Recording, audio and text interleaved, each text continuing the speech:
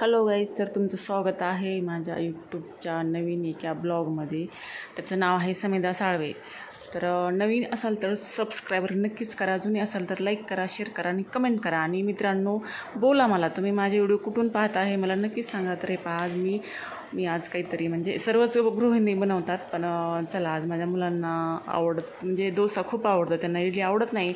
तर श्रुती बोलली की मम्मी कर म्हणून. तर चल आज मी डोसा बनवलेला आहे. बटाटे 4-5 बटाटे घेतले, उकडत ठेवले होते आणि त्याची भाजी वगैरे बनवून घेतली. आणि ती साहित्य दाखवलं मी, कांदा, मिरची, कढीपत्ता हे सर्व लागतं, अद्रक, लसूण पेस्ट वगैरे. आणि भाजी बनवून घेतली पूर्ण. आणि आता डोसा केला. डोस्याचं काय झालं माहिती आहे का, माझ्याकडे तवा आहे डोस्याचा, पण तो खराब झाला. पहिला केला, दुसरा केला, ती फारच असं चिटकून बसत होता आणि डोसा काय बरोबर झाला नाही, मोडला. मग ती मी काय केलं, त्याला पोळ्या करायचा, आपला ही तवा असतो ना साधा तवा पोळ्या बनवायचा, मग त्याच्यावरच मी ट्राय करत आहे. म्हणजे आता छोटे छोटे बनवले मी, कारण मोठे मोठे बनवते मी डोसे. तर आता काय करणार, कारण माझ्याकडे तवा आहे तो खराब झाला आहे. मग त्याच्यामुळं मी साध्या आपल्या चपाती बनवतो त्याच्यावर मी डोसा बनवला.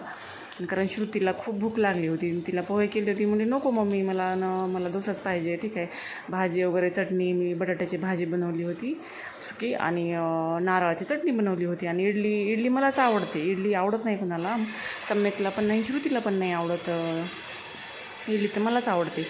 तर मी डोसा बनवलेला आहे, त्यांनी खाल्ला. आणि लास्टला मग एक भांडं टाकलं, म्हणजे इडलीचं एक म्हणजे 4 ह्याचं आहे ना, 4 भांडे त्याच्यामध्ये, प्लेटा. तर 12 होतं त्याच्यामध्ये इडली, तर चटणी वगैरे. तर श्रुती बोलली सांबार, तर ठीक आहे, मला सांबार नाही आवडत, चटणी आवडते नारळाची. तर कढीपत्ता, जिरे, मोहरे, असं जिरे टाकत नाही, मोहरे वगैरे टाकून मी बनवलेली आहे.